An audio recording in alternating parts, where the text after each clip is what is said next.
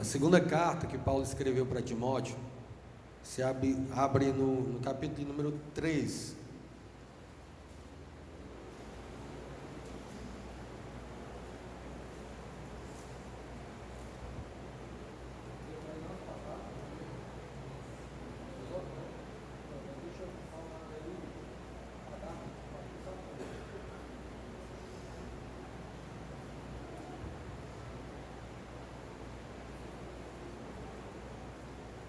Amém?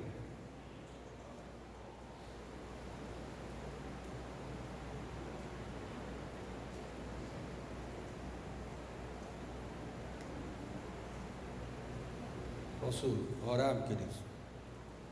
Pai, essa palavra é sua. As nossas vidas, esse lugar. Eu quero pedir ao Senhor que o conteúdo dessa noite venha nos confrontar, Pai, pelo caminho do ensinamento ou da lembrança. E esse confronto que eu te peço é justamente a promoção da palavra na sua genuinidade, que nos coloque em condições reais de constrangimento, porque nós temos uma natureza ruim, caída, que não gosta do Senhor. Ela nasce na queda, Pai, e ela não quer saber das suas coisas, nem dos teus sonhos. E aí a sua palavra diz que espírito e carne, eles vão brigar o tempo inteiro. E essa carne que luta contra o Espírito, ela está em nós ainda. E o que eu quero pedir ao Senhor é que ela seja constrangida nessa noite. Todas as nossas inclinações carnais sejam confrontadas nessa noite. Porque quando o Senhor vem com tua palavra, o Senhor não bate em nós, o Senhor bate na natureza caída. O Senhor enfraquece ela, fortalecendo o espírito que se alimenta da sua palavra. E essa é a proposta nessa noite. Então ocupa todo o ambiente, Espírito Santo. Aquieta os nossos corações para esse momento. Aquieta os nossos corações para essa palavra. E dar-nos inteireza de coração, para que possamos processar, porque a palavra não é do profeta, a palavra é tua. Não é o vaso que está em evidência agora, é a excelência da glória que está dentro do vaso, Pai. Então que cada um de nós nessa noite façamos a boa recepção daquilo que vem da sua palavra, porque ela sim pode organizar a bagunça que possivelmente encontra-se dentro de nós. Então Espírito Santo, ocupa todos os ambientes agora, aqui embaixo, ali em cima, em nome de Jesus, e torna-nos sensíveis ao ensinamento, à palavra, à pregação, à ministração dessa noite, em nome de Jesus. Mas que saiamos desse lugar um pouco mais construídos, Pai, na consciência de quem Tu és, de qual é a sua vontade e do entendimento que a sua vontade é melhor do que a nossa, e que viver a sua vontade, ó Deus querido, é justamente uma manifestação de atitude daquele que vive, daquele que tem vida. Então nós queremos evidenciar isso, e a sua palavra tem o poder de construir isso em nós, em nome de Jesus Cristo. Guarda-nos de todo mal, em nome de Jesus. Guarda todos os automóveis lá fora, Pai, guarda as vidas, tudo em nome de Jesus esteja debaixo do Teu controle, ao Teu controle, em nome de Jesus Cristo. Amém e amém. Amém, queridos? Deixa eu começar, lembrando uma coisa.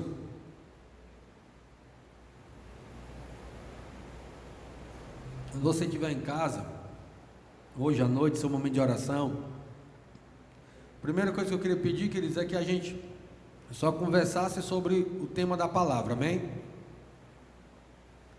Porque às vezes a gente fala alguma coisa aqui, aí você lembra de alguma coisa e conversa aí, a coisa mais normal do mundo, tá certo? Mas que você, na concorrência com o vibrado aí do celular, né, no bolso, desejo aí de desconcentração, seja por qual caminho for, você resista, segura, tá bom? Porque a gente, quando traz aqui, a gente traz a palavra do nosso Deus, tá bom? Então eu queria lembrar hoje que você, quando tiver seu momento de oração, lembrasse rapidinho de pedir pela família do Caetano, tá bom? A gente estava hoje no velório dele pela manhã e a gente viu, né, que a família está um pouco abalada, embora estava um pouco preparada no sentido de saber que o coraçãozinho dele estava cansado, mas sempre tem a expectativa, né, de um transplante, né? E aí ele voltou para casa, né? Então que a gente ore pela família, tá bom? A gente interceda, nem que seja um minutinho, Senhor. Espírito Santo, vai lá, abraça a família, cuida dela, ninguém consola como você, para que a gente esteja realmente cumprindo nosso papel como igreja, tá bom? Então que a gente faça isso, lembremos disso em nome de Jesus, né? Então, o irmão Caetano voltou para casa, partiu, e a família, a gente pede para o Espírito Santo abraçar a família em nome de Jesus. A segunda coisa que está na minha cabeça, querido, já dentro de ambiente de pregação aqui já, é um vídeo. Eu já tinha assistido esse vídeo há muito tempo atrás, e aí a minha mente foi renovada. Foi, Jerônimo? Você botou aquele vídeo, né? Sabia que eu tenho vontade de botar esse vídeo aqui, velho, ô Jerônimo? Quem viu o vídeo? Tenho vontade de pegar as crianças de 7, 8 anos para fora e aí levar lá para fora e de 9 anos para cima assistir. Eu fiquei lá em casa relutando no sofá. Vontade de passar aqui o vídeo. Porque nós precisamos, queridos, vivermos, estarmos de pé. E uma das condições que a Bíblia diz para estarmos de pé, ela manda a gente cuidar da vigilância. E quando a Bíblia diz, né, quem está em pé, olhe para que não caia, o termo utilizado faz menção à vigilância, à prudência. Aquela pessoa que ela tem uma disciplina na sua caminhada e a sua vigilância, ela manifesta-se em atitude, entendeu? Não é para nós vigiar, do nosso contexto aqui, é olhar e observar os perigos. Para a Bíblia Sagrada, você observa os perigos vivendo a palavra. Então, a maneira sólida de resistir o mal, a maneira sólida de investir em resistência e Satanás, no seu enfrentamento, perder, a Bíblia Sagrada diz que o segredo é sujeição a Deus. E não existe outro caminho que alguém procure para se sujeitar a Deus, a não ser a obediência ao que está escrito. A Bíblia, ela é bem objetiva e ela é bem prática, tá certo? E aí eu tinha vontade, não tinha, tenho, eu estou lutando aqui dentro de mim para passar o vídeo, realmente, né? De duas mães, mas o que o olho vê, né, pesa mais no coração, e é bom, isso é muito bom, tá certo? Porque isso nos ajuda, isso dá um start em nós, isso dá um choque interessantíssimo dentro de nós, porque normalmente a gente acaba se amoldando à construção cotidiana da evolução do cumprimento da palavra. O que é que significa isso? Significa que eu estava falando isso para algumas pessoas essa semana, nós estamos em 2019 e a gente foi atrás de fazer a mudança, né, da cerca elétrica para um choque maior. Diz que a abrangência é muito grande, então é bom que a intensidade do choque seja maior, né? Mas é um choque que expulsa. Quanto mais forte é o choque, menos você tem o perigo de ficar agarrado e morrer, né? Então é uma descarga que você passa 2 dias ligado, né? Dizem que é 18.000 volts, né? Então da tomada é 220. Aí você segura, né? Quem já foi da época da geladeira, tomou choque em geladeira. Então, 18 mil volts, a cerca elétrica, ela dá uma impulsão assim, ó, pá! Que aí você cai assim uns 2 metros, mas não morre não, né? Não morre não, mas fica pensativo, irmão, que é uma beleza. Aí eu disse, rapaz, como é aí? Ele disse, não, a cerca elétrica de vocês é 12 mil volts, era bom aumentar para 18. Aí eu disse, beleza. Aí eu me lembro que ele virou, né? E aí disse, ó, pastor, mas se quiser você pode colocar para ser acionado pelo celular. Eu disse, menino, até a cerca elétrica. Disse, rapaz, tudo agora. Aí imagina, irmãos, o smartphone desse aqui, há 20 anos atrás, queridos. Ou você levando ele para 20 anos atrás, mas não dá, né? Porque não ia ter Wi-Fi, não ia ter internet, né? Então é melhor trazer as pessoas. Trazendo uma pessoa de 20 anos, 30 anos. Você pegando uma pessoa de 30 anos atrás. 1989. Você pega uma pessoa de 1989, aí você bota ela, adianta 30 anos. Essa pessoa se acorda agora, 30 anos. E ela vê essa tecnologia, ela vê chip, ela vê digital, ela vê as pessoas tirando dinheiro, botando a mão na digital, botando digital para entrar nos cantos. Uma pessoa de 30 anos atrás, que manuseava a Bíblia, ela vai dizer o quê? Apocalipse 13:18, tenho certeza. Ela vai se assustar e vai dizer, Jesus está voltando com o chip, cara, está se cumprindo. O que é que diz em Apocalipse 13:18, o que é que diz? Vai falar do chip, na mão direita. Aí eu não estou gastando tempo aqui para dizer que é o chip, eu estou falando do cumprimento.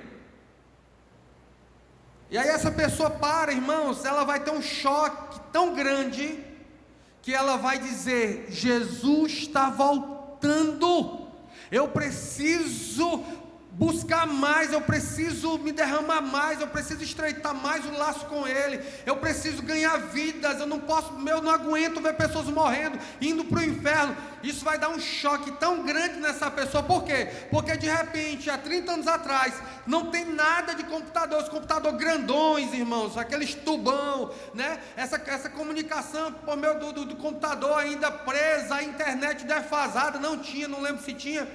Mas de repente essa pessoa tem um salto de 30 anos para frente. Imagina o susto que ela vai levar. Agora, eu sou de 1989, ou seja, eu tinha 10 anos. E hoje eu estou 30 anos depois, junto com um monte de gente aqui, vendo o smartphone, biometria, controle na mão, chip. Por que eu não estou tão assustado e nem você está tão assustado? Por quê? Porque uma coisa, querido, é o susto de alguém que está num ambiente e aparece no outro. Outra coisa é alguém que está num ambiente, para chegar no outro ambiente, ela vai passando de etapas em etapas dentro do cotidiano e do fluxo normal da vida.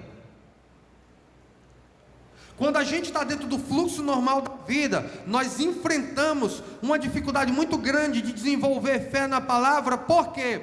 Porque normalmente a gente vai lidando com essas mudanças gradativamente, é tão lenta, mas há um cumprimento, mas ela é tão lenta às vezes que, se eu não estiver sensível, irmãos, isso me engole, e eu vou me acostumando. Então Deus vai cumprindo a sua palavra, Jesus Cristo está voltando. A cada dia que passa, hoje é domingo, amanhã é segunda, ou seja, um dia a mais que eu estou mais perto desse dia, mas a minha vida está tão acomodada, né, a rotatividade, a rotatividade gradativa do cotidiano, ou seja, amanhã o sol nasce, aí eu vou para o trabalho, aí eu chego em casa, aí depois o sol nasce de novo, aí eu vou para o trabalho, ligo a televisão, aí tem noticiário, alguns eu me assusto, outros eu já me acostumo, aí vai passando. A gente vive tão cotidiano, queridos, que a gente às vezes vai perdendo a dimensão do cumprimento da palavra. Jesus Cristo, a Bíblia diz que ele é citado quando está no ventre de Maria, Depois a Bíblia cita Jesus Cristo quando está sendo apresentado, 2. Rapidamente.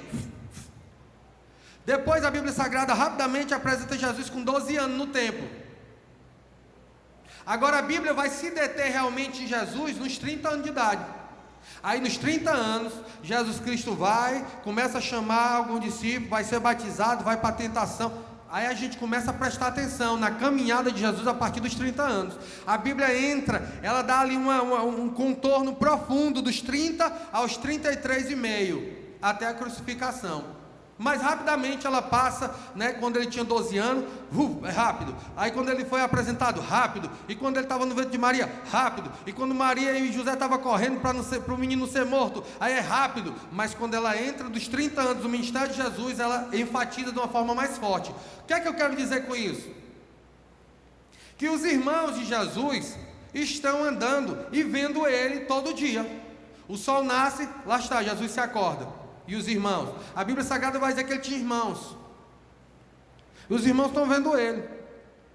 Jesus era perfeito, mas o olhar imperfeito tem dificuldade de contemplar a perfeição na sua perfeição. Então, por mais que Jesus fosse perfeito, eles sempre não conseguiam ser invadidos por essa perfeição. Por isso que um dia Jesus volta para a sua família, e quando vai haver a festa, os irmãos de Jesus, a Bíblia diz que assim, e os irmãos de Jesus disseram para ele: vai lá tornar os teus feitos visíveis. Não há quem tenha alguma coisa que não queira ser visto. Aí a Bíblia Sagrada termina dizendo: porque nem os seus irmãos criam que ele era. Por quê?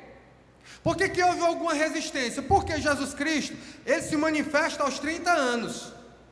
Aos 30 anos o Espírito vem, ele é batizado, o céu se rasga. Deus diz: é meu filho em quem eu tenho um prazer.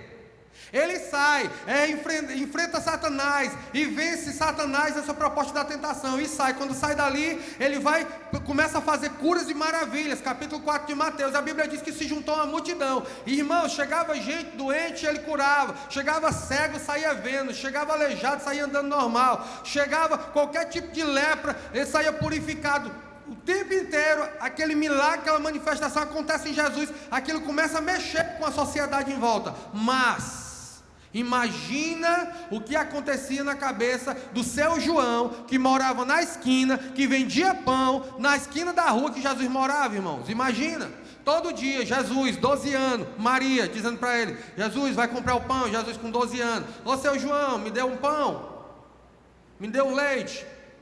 13 anos, Maria, Jesus, vai comprar. Por quê? Porque o filho mais velho era aquele que assumia a responsabilidade de casa, quando o pai morria. José morreu, então quem era agora o cabeça da família? Jesus, essa era a tradição. Por isso que na cruz do Calvário, até lá na cruz do Calvário, ele está derramando essa cobertura. Ei mulher, esse agora é teu filho. Ei João, essa agora é tua mãe. Então, Jesus Cristo agora, ele está o quê? 3 anos de idade. Jesus vai comprar pão e leite. Jesus vai lá: ô seu João, bom dia Jesus, me dê pão, João, seu João, me dê 2 pão, me dê aí 2 litros de leite. Aí seu João pegava um pedaço de papel e escrevia no papel quanto deu e dava para Jesus. Jesus pegava o pão e enrolava no papel que estava escrito o cálculo da matemática, chegava, está aqui, mãe. Imagina, 14 anos, lá vai Jesus, tome. Jesus chega lá: seu João, bom dia, me dê 2 pães, seu João, me dê 3 litros de leite, porque aumentou a família. Aí pega lá e leva. 15 anos, 16, 17, Jesus andando para cá, andando para lá. Não sei se tinha bila na época, mas imagina os meninos de 15 anos, 16 anos: Jesus, vamos brincar. E Jesus, bum, na bila. Imagina, irmão. Aí de repente, esse homem do cotidiano agora vem dizer que é o Messias. Você pensa que é fácil? Imagina, eu do lado do meu irmão, de repente amanhã o meu irmão sai dizendo que ele é Jesus. E eu passei 20 anos com ele. Eu passei 25 anos com ele.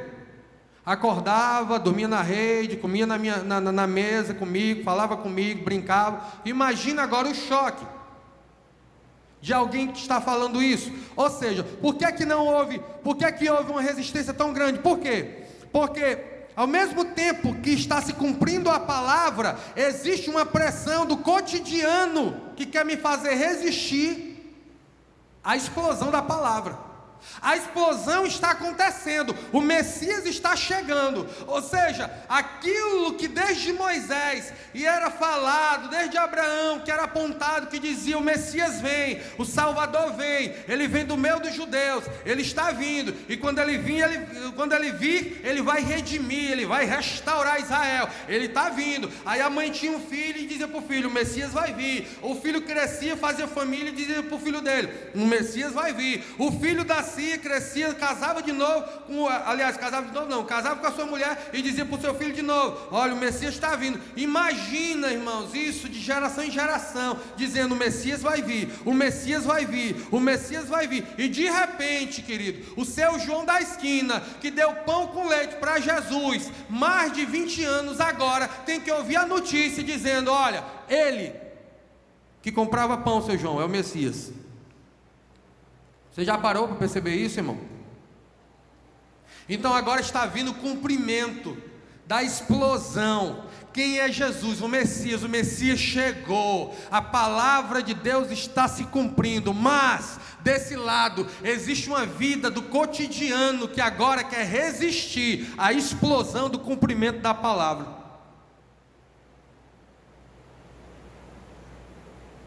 Quem está comigo, irmãos?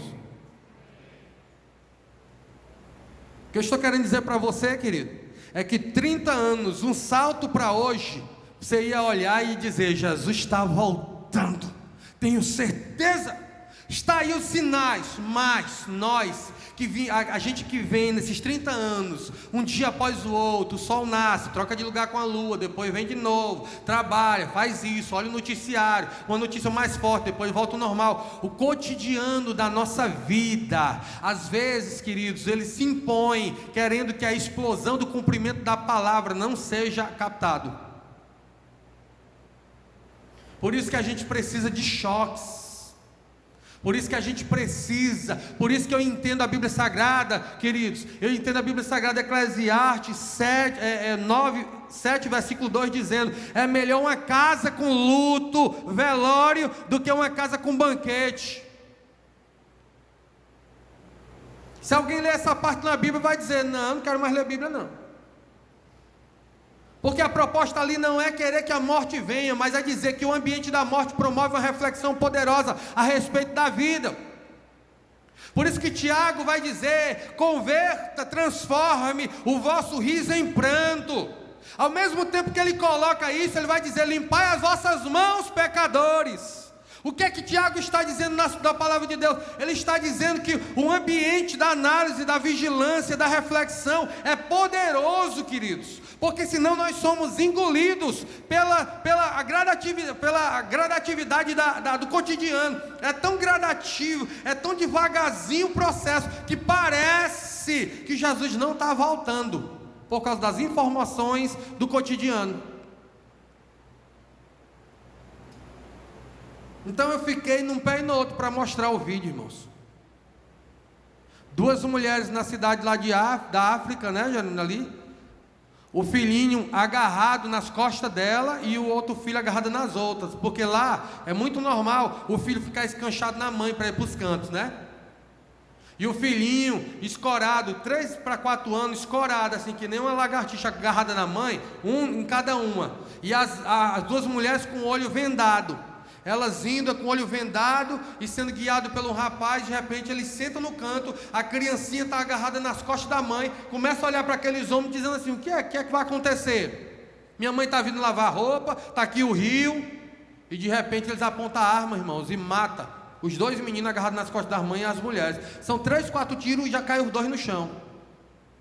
Por quê? Porque não negaram a Jesus Cristo. Porque disseram: ou nega ou morre. E eles disseram: pode matar.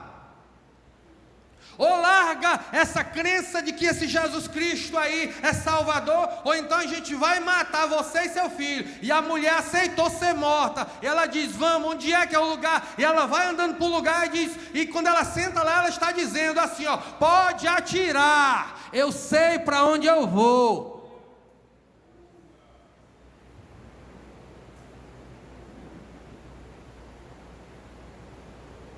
Será que nós estamos prontos, queridos, para entrar alguém agora aqui com a arma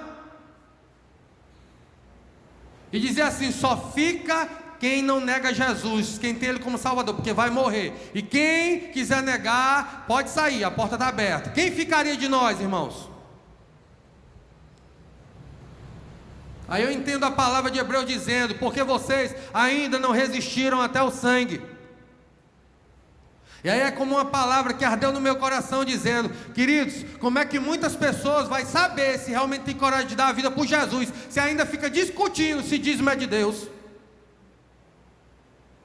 Ainda está no nível de discutir se a oferta é de Deus, quanto mais dar a vida para Jesus. E aquela palavra, quando aquele pastor falou, pegou nos meus peitos, eu disse: é verdade. A gente ainda está tão preso em algumas coisas pequenas, irmãos, que só reflete que o nosso nível ainda não chegou nesse lugar de resistir até o sangue. Porque a gente ainda está em complicações em algumas áreas. Quanto mais chegar e dizer assim: mata, pode matar, eu sei para onde é que eu vou. Histórias reais.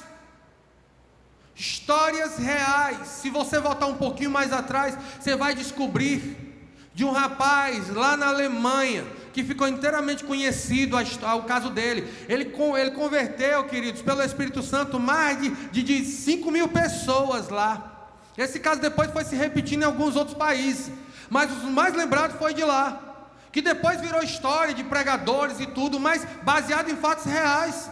O cara fez uma bagunça na cidade. E aí conseguiram pegar ele. E disseram para ele: olha, a partir de agora, você está sentenciado à morte. E levaram para a cadeia. E começaram a botar lá na cadeia, e botaram ele, a esposa e os 2 filhos. E a primeira pessoa que disseram: nós vamos matar sua esposa agora, ou nega a Jesus, ou nós vamos matar sua esposa agora. E a história diz que na cadeia ele começa a chorar. E eles estão ali sentindo que a pressão está servindo. E aí eles intensificam: bora, é agora, se decida. E diz que com voz de choro, as lágrimas banhando o rosto, o coração aqui abalado, mas do Espírito saiu uma voz e que cantava dizendo: estou seguindo a Jesus Cristo, desse caminho eu não desisto. Estou seguindo a Jesus Cristo. Quando ele vai terminar a música, escuta o tiro, pá! A mulher dele cai no chão. O sangue, irmão, sai pelas laterais do corpo. Aí o homem fica abalado, né? Porque os olhos vendo, isso é pesado. E de repente ele diz: agora nós vamos matar seu filho maior. E apontam a arma. E aquele homem começa a se esquivar e diz: é agora. E ele começa de novo: estou seguindo a Jesus Cristo, desse caminho eu não desisto. E mata o filho dele. E de repente aquele homem olha o corpo da mulher e do filho com sangue esparramado no chão. A filhinha de 3 anos de idade olhando aquilo, gritando, e ele tendo que assistir a cena. Quando de repente diz: agora é a sua filha, que aponta para a menina. Aquele homem vira as costas e diz: Deus, eu aguentei até agora, mas meu coração vai explodir. Senhor, me ajuda. Quando ele sente um toque na altura da coxa, que ele vira a filhinha de 3 para 4 anos de idade, dizendo: pai, não negue. O papai sempre diz que a gente vai se encontrar lá em cima. Papai, não negue. Sabe, nós precisamos desses choques, irmãos, porque senão nós somos engolidos pelo cotidiano. Porque hoje, irmãos, está até normal comer diante do barra pesada. Hoje está comum, irmãos, comer, degustar carne assistindo um 9-0. Hoje, quando a gente descobre que alguém morreu, irmãos, e está o corpo ali no chão, a gente olha, se admira um pouquinho e tira uma foto no Zap, para deixar a geração que tecnologizada ficar informada. A gente está frio. Por quê? Porque a gente está sendo engolido pela imposição do cotidiano. A palavra está se cumprindo, Jesus está voltando, a palavra está alcançando o resultado daquilo que foi escrita, mas o cotidiano nos engole de uma tal forma que a gente não consegue perceber. Por quê? Porque ele se cumpre dentro do cotidiano. Ao mesmo tempo que a gente escuta a voz dizendo: eu sou o Salvador, eu sou o pão da vida, existe uma voz dentro de mim que diz: mas ele comprava pão para mim. Não pode ele ser o Salvador. O cotidiano nos engole, irmãos. O dia a dia nos engole. Olhe para a sua vida, eu olho para a minha. Olhe para você há um ano atrás. Você estava melhor ou pior do que está hoje? Olhe para você 6 meses atrás, você estava melhor ou pior do que está hoje? Como nós estávamos? Como estamos? A proposta nessa noite é como ficaremos, querido. Porque se a caminhada parou aqui, hoje é noite de recomeçar ela dentro de você. O que nós precisamos é dar uma resposta para Deus. Jesus está voltando. Hoje tem se levantado um grupo, queridos, de pessoas que têm crido tantas coisas, têm se espalhado tantas coisas. Já tem crente sem mais a querer acreditar que vai haver arrebatamento, irmão. E aí não importa se a gente vai subir, se ele vai descer, não importa. O arrebatamento significa o nosso encontro com o nosso noivo. Aí não importa onde seja. Ah, mas tem gente que contesta que o Abissagai é lá nos ares, e outro dia diz: não, é aqui. Não importa onde seja, o que importa é que a gente vai encontrar ele, porque o que está em evidência não é o lugar, é a pessoa. A pessoa, não importa se é lá nos ares, se é aqui embaixo, se é em qualquer canto, eu vou me encontrar com o meu noivo. É isso que tem que arder no nosso coração. Eu não sei se você está me entendendo nessa noite, na dimensão que eu estou querendo passar, porque entendendo você está, mas eu estou dizendo para você e para mim nessa noite, eu estou falando ao nosso espírito nessa noite, pelo Espírito de Deus, pela palavra de Deus. Querido, Jesus Cristo está voltando. Deus é santo. Deus não negocia a sua palavra. Deus não negocia os seus princípios. Largue o pecador o seu caminho. Largue o sujo a sua sujeira. A palavra não negocia. Deus nos ama. Deus nos quer perto dele. Deus tem projeto para as nossas vidas. Deus quer anunciar aos que andam em treva pela luz que está em nós. Mas Deus não negocia a condição. Ah, Deus, usa-me a si mesmo. Deus diz: não uso. Sede santos como o vosso Deus é santo. Santidade é estilo de vida baseada no caráter de Jesus. Não são manifestações atípicas, separadas, não. É um estilo de vida, não é um gesto, é uma vida. Eu durmo cheio do Espírito, eu durmo crente e acordo crente, e eu vou para a escola crente, e eu vou para a faculdade crente, e eu vou para o trabalho crente, e acaba o dia de trabalho eu sou crente, e na hora do almoço eu sou crente, e vou dormir crente de novo. Porque não é manifestação separada de atitudes, é estilo de vida, é identidade na veia. Nós precisamos ser sacudidos, queridos. Porque acordar todo dia e não ver chuva, e não ver água, e não saber que existe chuva, e só ver um vapor subindo da terra, vai nos pressionar e dizer: olha, se alguém vem ali dizendo: vai chover, Deus vai destruir a terra com água, eu prefiro ficar com a informação de todos os dias, de ver a terra sendo banhada pelo vapor de água. Porque a Bíblia Sagrada diz que nos dias de Noé, todo dia eles dormiam, quando acordava, subia um vapor de água e regava as plantas, e aí elas eram hidratadas e cresciam as frutas. As verduras nasciam, por quê? Vapor de água. Não tinha água descendo do céu, não tinha chuva. E de repente Deus diz: Noé, eu vou mandar água. Aí as pessoas começam a ouvir o anúncio de Noé. Qual é o anúncio? Qual é a novidade de Noé? Deus vai destruir a terra com água. Ou seja, as pessoas tinham duas informações: Deus vai destruir a terra com água. E a segunda informação qual era? Aquela do cotidiano. Todo dia que ele acorda e se levanta, é um vapor de terra. Aliás, é um vapor de água banhando a terra. Até o dia, que a Bíblia diz, até o dia em que Noé entra na arca com a sua família, e a porta é fechada, e Jesus diz, contando lá em Mateus 24, Jesus diz: e eles não perceberam que a porta foi fechada, e clamaram dizendo: Noé, agora nós acreditamos. Mas a porta já estava fechada, e quem fechou não foi Noé. Deus só disse: você entra, Noé, entra com a família, deixa que a porta cuido eu. É isso que nós precisamos crer, é isso que nós precisamos crescer dentro desse entendimento, queridos. Então o que é que eu quero dizer para você? 2 Timóteo capítulo 3, versículo 14, você abriu aí? Diz assim para nós, ó: tu porém, vai até o 17, abre.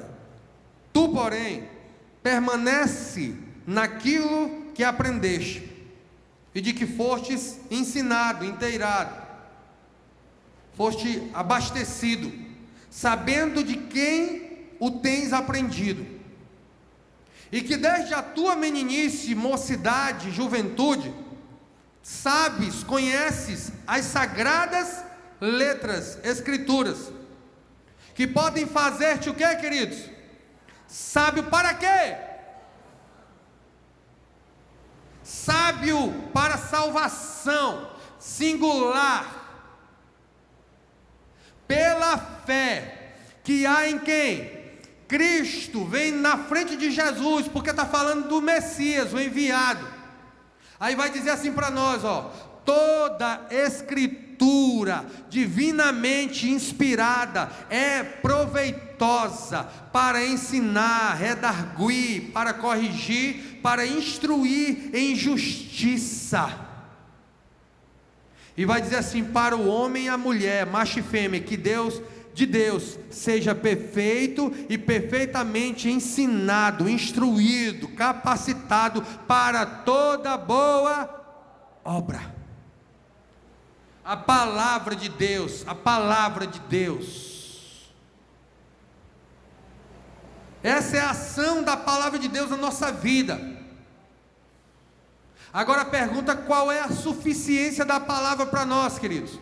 Então deixa-me ser objetivo aqui, para a gente ficar com a informação que complete o que eu comecei. Vamos começar aqui com uma bateria de versículos, porque nessa noite eu quero deixar a palavra pregar para nós.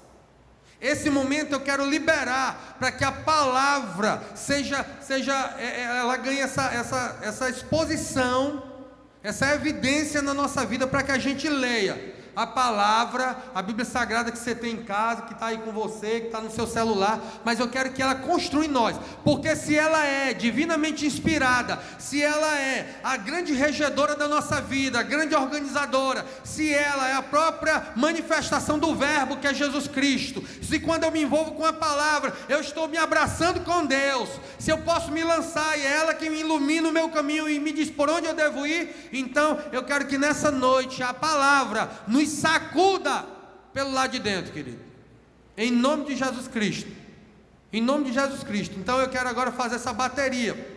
Vamos lá, Romanos capítulo 5, está em sequência, né, os versículos? Estão em sequência os versículos? Vamos lá. Vocês estão acompanhando? Pode acompanhar por aqui, tá bom? Pode acompanhar. Quem está anotando, vai anotando aí. Romanos 5,12. Pelo que, como por um homem entrou o pecado no mundo, e pelo pecado entrou a morte. Assim também a morte passou a quem? A todos os homens. Por isso todos pecaram. Todo mundo pecou.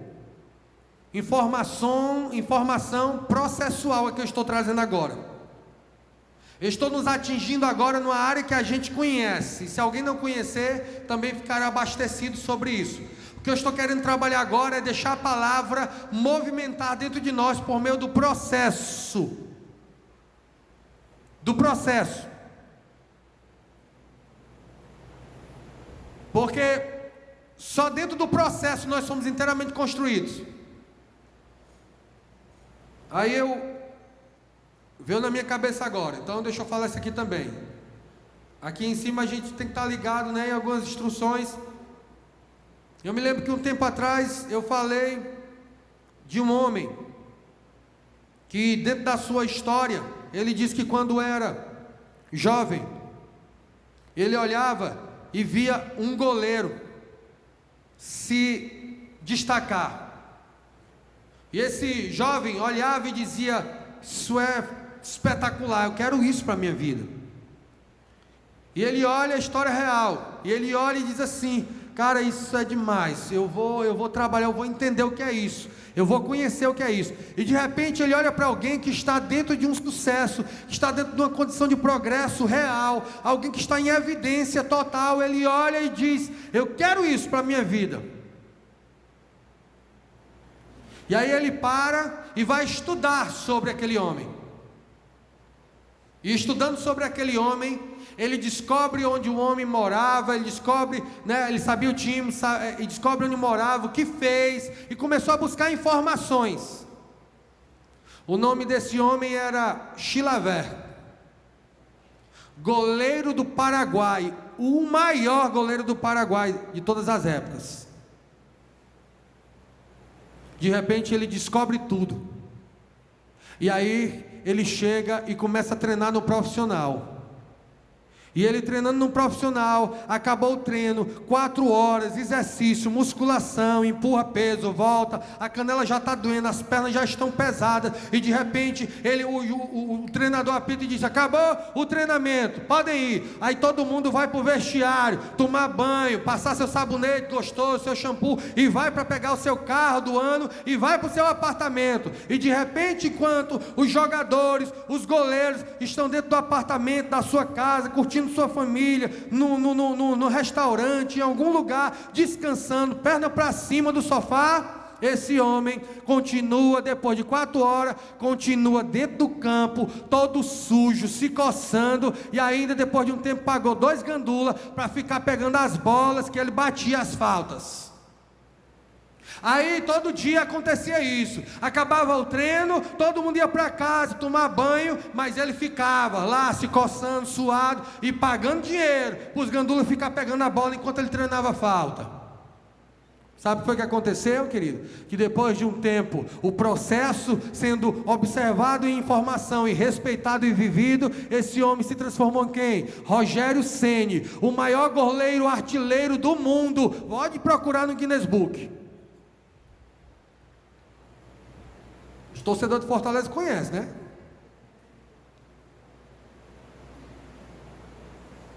O processo.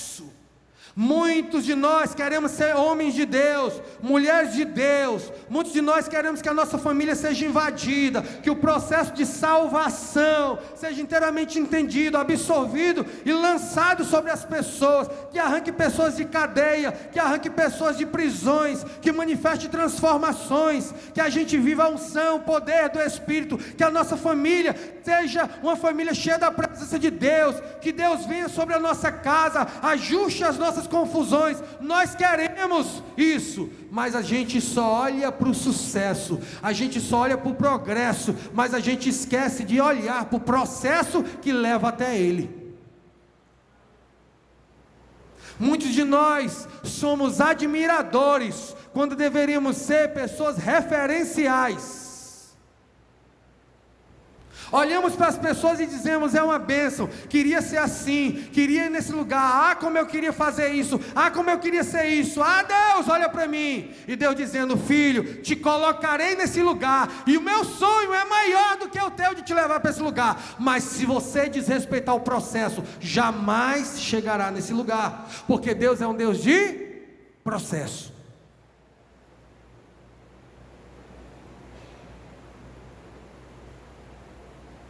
Um homem entrou, a morte passou para todo mundo, por isso todos pecaram.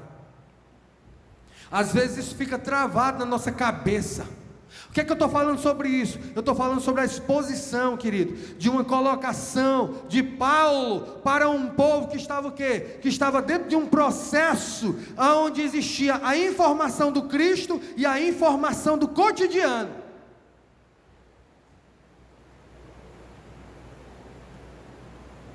O que eu queria deixar nessa noite é essa informação para você. A informação do processo, irmãos. A informação que existe um giro diário do universo espiritual que cobre o mundo físico que é o nosso.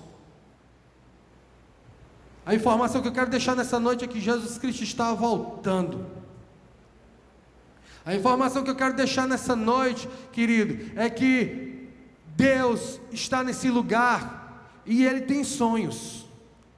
Essa é a informação que eu quero deixar para nós essa noite. Que a gente seja inteiramente constrangidos, sejamos inteiramente constrangidos aqui do lado de dentro, e que as nossas resistências, elas possam baixar a guarda diante da chegada da palavra, ao ponto de nós podermos, por meio do raciocínio, dizer: entra, Senhor, senta, seja constrangido a ficar, que a gente olhe para os sonhos de Deus, que a gente olhe com carinho para os planos de Deus, mas isso só vai acontecer se o processo da palavra for respeitado, queridos. Então Deus tem um processo a ser respeitado, Deus tem um lugar para cada um de nós, mas o processo Deus não abre mão. Por isso que a Bíblia Sagrada, a mesma Bíblia que diz que você será utilizado diante de reis e de governadores, com ousadia tal, com liberalidade de espírito, é a mesma que diz: você vai tomar leite. A mesma que te coloca num patamar de evidência, é a mesma que diz: você começa engateando. Porque Deus é um Deus de processo. É um Deus de processo. A simplicidade do Evangelho é a solidez do alicerce, que dá força e que dá uma segurança para o que vai ser construído em cima, irmãos. Por isso que o próprio Jesus abre a boca e diz: cuidado como você... Aliás, Jesus diz assim: quando você constrói em cima da rocha, a casa fica. E Paulo mais na frente diz assim: cuidado como vocês estão construindo em cima dessa rocha. Porque o processo de Deus é que o alicerce seja Jesus a rocha, e a construção também seja Ele. Quando diz cuidado como você está construindo, está dizendo que a construção em cima do alicerce não pode ser diferente e desligada do alicerce, é a mesma composição, porque a construção que aparece em cima é resultado do alicerce que não aparece lá embaixo. Aí a gente vai continuar desrespeitando o quarto secreto, a gente vai continuar desrespeitando estar sós com Deus, a gente vai continuar desrespeitando uma vida de jejum, a gente continua dizendo e resistindo uma voz que diz: vai meditar na minha palavra. A gente vai desviando desses lugares, e o que é que acontece, querido? O vaso fica duro, insensível. Aí a gente quer ter uma vida de Deus sem sermos experimentados e provados nele. Aí tudo fica comum na nossa vida, porque é nas mãos do oleiro que o vaso ganha os contornos ao gosto do oleiro.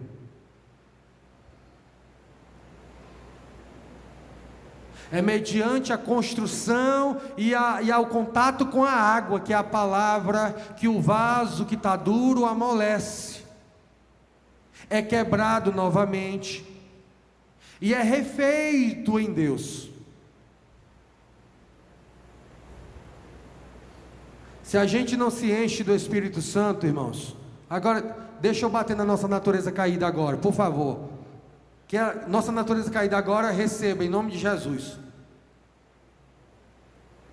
Se a gente não tem vida de oração, se a gente não tem vida de palavra, se a gente não medita todo dia, se a gente não conversa com Deus diariamente em um tempinho relevante, se a gente não procura ter uma vida de intimidade, se a gente não procura viver a santidade, uma vida de consagração, se a gente não começa a abrir mão das imposições do cotidiano e obedece a Bíblia e olha para ela como suficiente e como uma palavra que ordena, e eu me coloco como aquele que obedece. Se a gente não faz isso, se eu fujo do quarto secreto, se eu fujo de uma vida de oração, se eu aceito as imposições da minha carne, sabe o que é que acontece, querido? A gente não alcança uma vida referencial, a gente dá trabalho, a gente fica com raiva, a gente se magoa fácil, a gente não perdoa, a gente fica mal, a gente complica, a gente se levanta, a gente desanima, a gente desfalece, a gente tem medo, a gente duvida, a gente vira prejuízo, a gente vira um monte de coisa que não presta. Ou você se sobressai no caráter genético para ter algumas saídas boas, ou então, querido, tudo em você será inteiramente horrível, ou uma revelação antagônica aos princípios do reino. Ou seja, o que a gente vai apresentar não é o céu.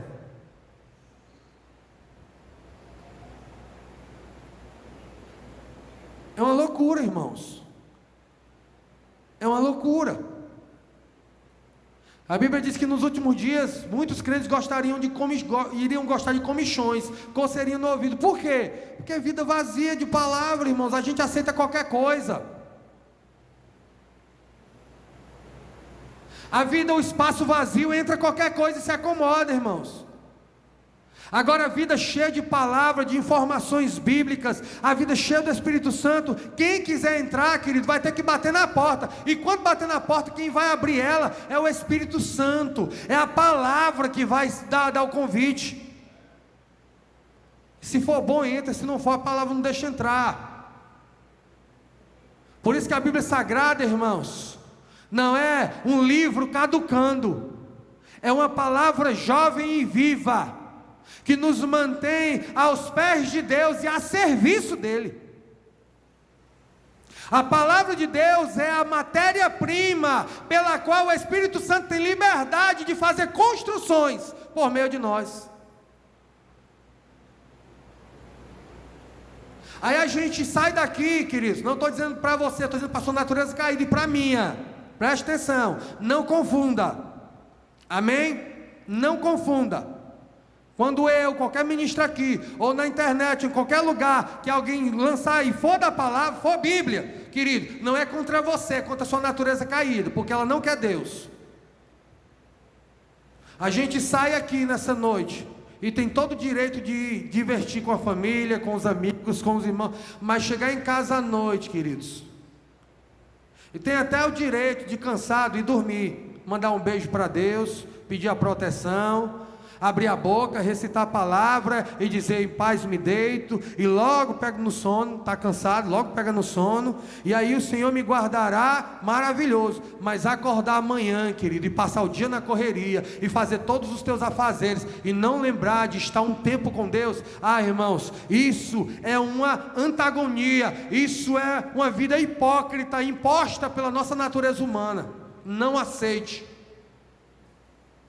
Aceitar passar o dia amanhã e não sentar para meditar na palavra, nem que seja um capítulo, tentar memorizar um versículo por dia, pelo menos, lembrar, citar ele, dizer a passagem, é 5:3, é 7:2, e dizer: Deus, tira essa natureza, e gastar 15 minutos, 20 minutos com Deus, dizendo: Senhor, constrói em mim, tira essa insensibilidade, me ajuda a te servir, buscar a tua face, tua presença, me ajuda a ser um homem de Deus, uma mulher de Deus. Senhor, tem horas que eu não quero, mas eu não vivo pelo que eu quero, eu vivo pelo que a tua palavra diz. Eis-me aqui na tua presença, constrói em mim. Se a gente não fizer isso todo dia, e não respeitar o processo, e olhar e dizer: Jesus, tu és a minha referência, eu quero chegar nesse lugar. Se a gente não fizer isso, a gente vai se entregar.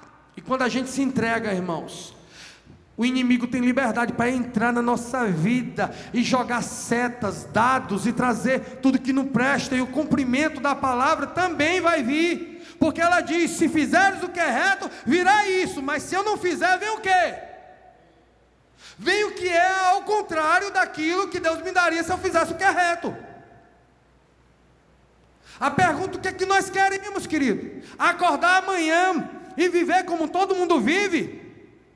O ímpio faz o quê? Ele acorda e fala com Deus, pede a bênção para o dia inteiro, e vai trabalhar e vai viver a vida. Quando chega a noite, ele pede proteção, e às vezes parece que Deus é uma pessoa que está com carteira assinada a serviço, dizendo: sim, filho, protegerei tua casa. Não, Ele é Deus, Ele é Pai, Ele é Senhor.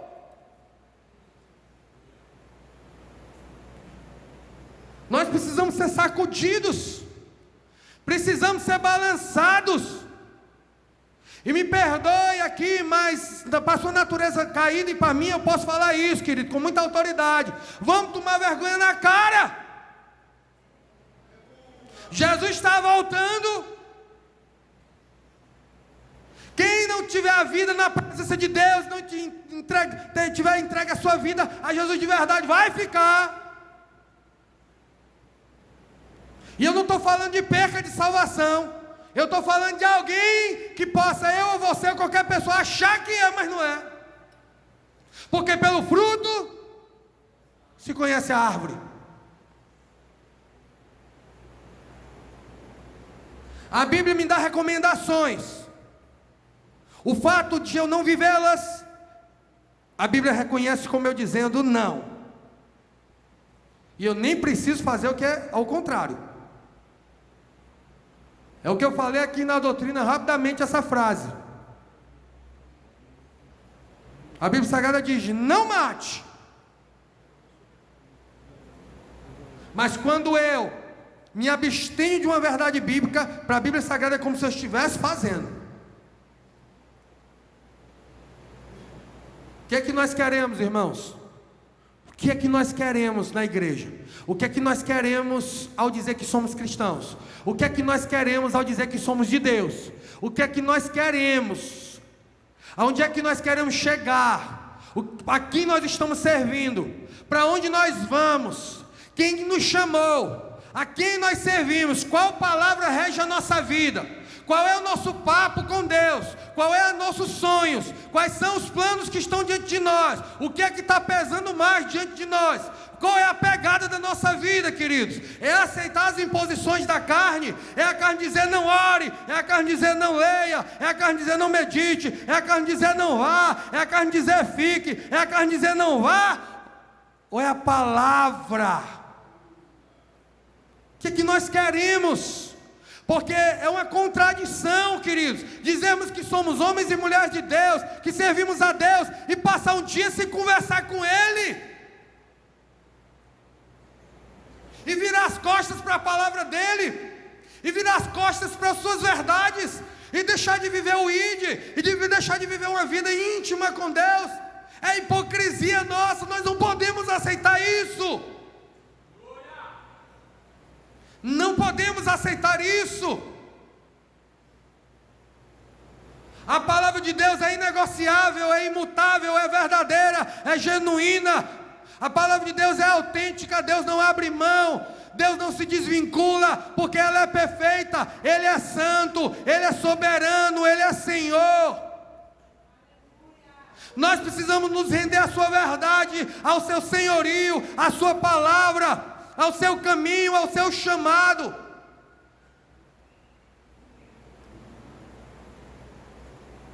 Nós precisamos. Pode deixar aí, pode deixar aí. Obrigado, mãe. A mãe me deu o lenço, mas pode deixar. Nós precisamos renascer, queridos. Como é que a gente está aqui nessa noite, irmão? Como foi teu mês? Deus ficou com qual parte da tua e da minha vida, irmãos? Não precisa ir para julho não, irmão. Pode pegar agosto. Como foi esses 20 dias? Onde é que Deus está sentado nas cadeiras do teu e do meu coração? Está onde? Qual cadeira? Qual é o número da cadeira?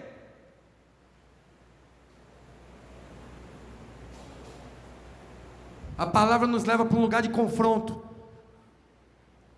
E a palavra é essa, querido. Porque não vem contra você não, vem contra a tua carne. E no que depender da tua carne, ela fugirá de Deus, instintivamente, porque ela está programada na queda para isso.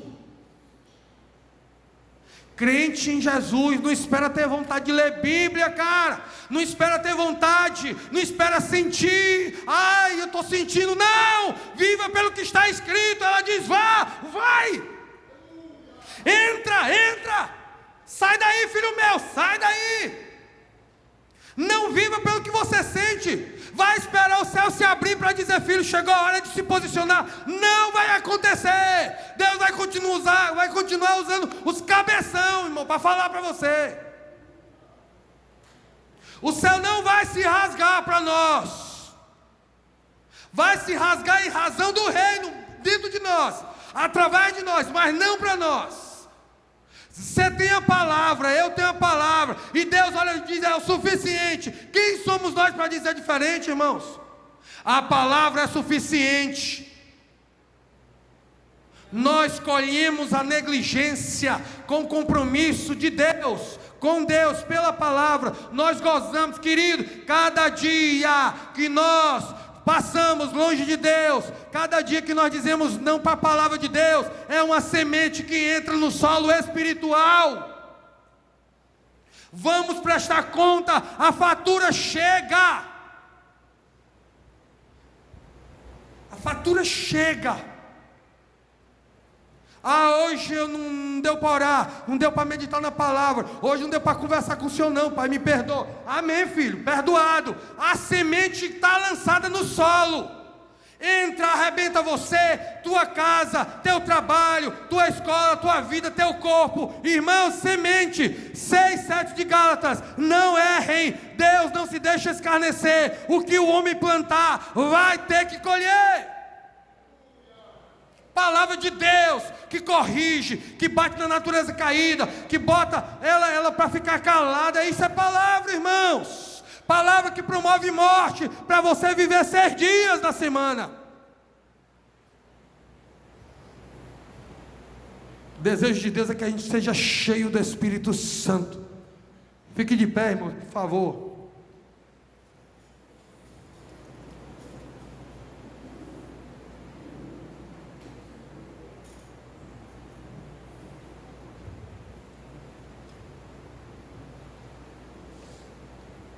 O desejo é que a gente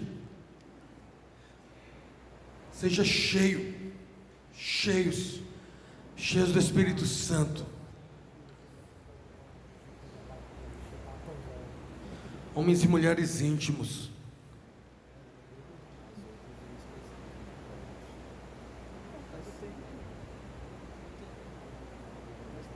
Homens e mulheres que escutam a voz do noivo e conhecem.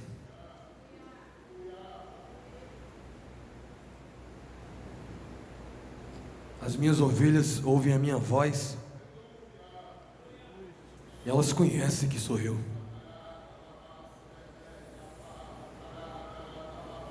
Muitos se dizem ser pastores por aí e falam, mas as minhas ovelhas, elas conhecem que sou eu.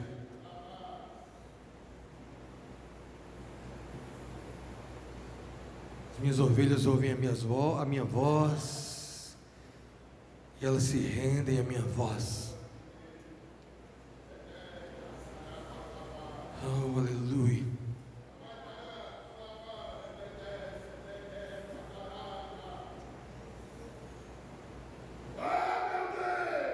Não se turbe o vosso coração.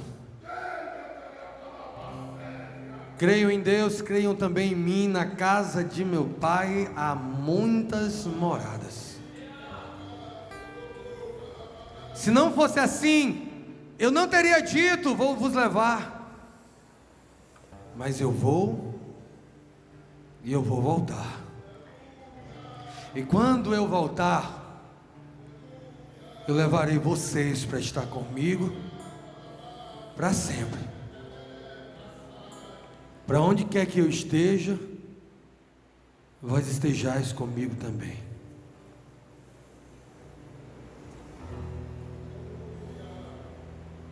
Senhor, nos mostra o caminho. Tomé, vós conheceis o caminho para onde eu vou. Senhor, então mostra o Pai. Isso nos basta. Filipe, quanto tempo estou eu no meio de vós, e me pedes para ver o Pai? Olha para mim, Filipe, estarás vendo o Pai. Eu sou o caminho, a verdade e a vida, e ninguém vem ao Pai se não for por mim. Isso é palavra de Deus. Isso é palavra de Deus. Isso é oxigênio. Isso é água que hidrata o espírito. Isso é fôlego de vida. Isso é construção de caráter. Isso é combustível renovador, restaurador, reformulador, reposicionador. Isso é palavra de Deus, queridos. A visão dessa noite não é arrebentar você, não, é arrebentar a sua carne e a minha. Porque quando ela cai, o Espírito se levanta. E o Espírito que está em nós conhece a Deus de perto. Por isso Jesus diz: ei, o vosso Espírito já está pronto, mas a vossa carne para nada serve. A palavra dessa noite é: convertei o vosso riso em pranto, a vossa alegria em tristeza, limpai as mãos, vós pecadores.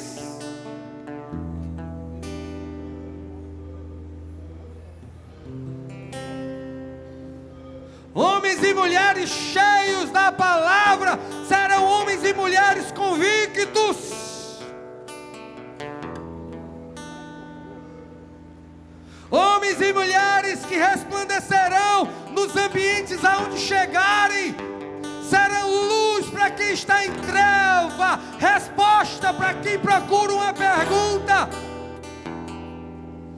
solução para quem carrega problema, vida para quem anda em morte, esperança para quem está desesperançoso, palavra de alento para quem está com a alma turbulenta.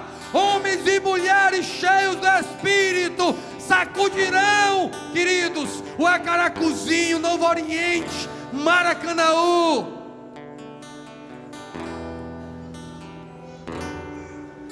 Que Deus precisa é de homens e mulheres de Deus, que não tenham mais sua vida por preciosa, porque já estão convictos em que mãos entregaram ela. Homens e mulheres que não se vendem, homens e mulheres que não negociam seu chamado, homens e mulheres que veem aonde caíram e voltam atrás, homens e mulheres que dizem: ai de mim. Homens e mulheres cheios de espíritos, descomplicados, maleáveis pelas mãos de Deus, flexíveis progressivamente, homens e mulheres fáceis, homens e mulheres que facilitam a entrada da palavra, que homens e mulheres que são vulneráveis ao conteúdo de Deus, moles para Deus, homens e mulheres que dão trabalho ao inferno, homens e mulheres que quando entram no lugar, os demônios são avisados, homens e mulheres que pisam nos lares e o lar é santificado, porque quando ele pisa, o pé de Jeová vai junto. Homens e mulheres cheios de autoridade e que usam ela, homens e mulheres que põem a mão sobre os enfermos e diz para a doença: não pode ficar aí, sai. E a pessoa curada vê o reino do céu chegando, não consegue ficar calada, e o vaso é anunciado, e a excelência da glória dentro dele é glorificada. Homens e mulheres que resistem até o sangue, irmãos. Aleluia, aleluia.